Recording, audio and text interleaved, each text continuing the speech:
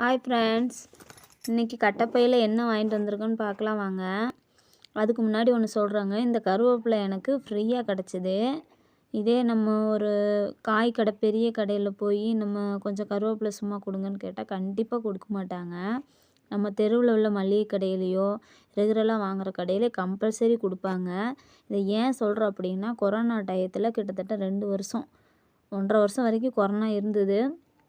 வேலைக்கெல்லாம் போகாமல் இருந்தப்போ நாங்கள் ரெகுலராக வாங்குவோம். அந்த மளிகை கடையில் எங்களை நம்பி கடைப்பாக்கி கொடுத்தாங்க, விவேக் அண்ணாவும் அண்ணாச்சியும்.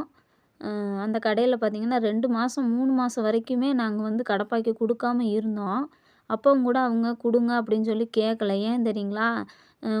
குழந்தைங்கள வச்சுக்கிட்டு செலவு காசு இல்லாமல் என்ன பண்ணுவாங்கன்னு சொல்லிட்டு புரிஞ்சுக்கிட்டாங்க. அந்த மாதிரி இதே நம்ம டிபார்ட்மெண்ட் ஸ்டோரில் போய் நம்ம கேட்டால் கண்டிப்பாக கம்பல்சரி கொடுக்க மாட்டாங்க.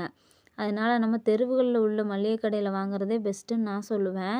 அதுபோக சந்தையில் ரோட்டில் விற்றுட்டு வரவங்க, இந்த ரோட்டில் பாய் விரித்து சாக்கெல்லாம் விரித்து வெங்காயம் தக்காளி காயெல்லாம் போட்டிருப்பாங்க, அவங்ககிட்டலாம் வாங்கலாம்.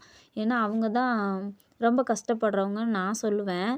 ஏன்னா இந்த டிபார்ட்மெண்ட் ஸ்டோரில் போய் நம்ம வாங்குகிறோம், இந்த மாதம் வாங்குகிறோம்னு வச்சுக்கோங்க, மாதம் மாதம் நம்ம அங்கே வாங்குகிறோம். ஒரு மாதம் போய் இந்த மாதம் காசு இல்லைங்க சார், அடுத்த மாதம் சேர்த்தி தரோம் அப்படின்னு சொன்னால் கம்பல்சரி யாரும் கொடுக்க மாட்டாங்க. நம்ம மளிகை கடையில் இப்போ நாங்கள் வாங்குகிறோம் பார்த்திங்க, அங்கெல்லாம் நம்ம இல்லை நாளைக்கு தரோம் அப்படின்னு சொன்னாலும் கொடுத்துருவாங்க. எங்கள் குழந்தைங்க போனாலும் இந்த மாதிரி அப்பா சொன்னாங்கன்னு சொல்லி சொன்னாலே கம்பல்சரி எது கேட்டாலும் கொடுத்துருவாங்க. எழுதக்கூட மாட்டாங்க, அப்புறமேல எழுதிக்கலாம்னு சொல்லி விடுவாங்க, நம்மளை நம்புவாங்க. அதனால் பக்கத்தில் இருக்க மளிகை கடையை நம்புவோம். வீடியோ பிடிச்சிருந்தால் லைக் பண்ணுங்கள், கமெண்ட் பண்ணுங்கள், ஷேர் பண்ணுங்கள், முடிஞ்சால் சப்ஸ்கிரைப் பண்ணுங்கள். பாய்.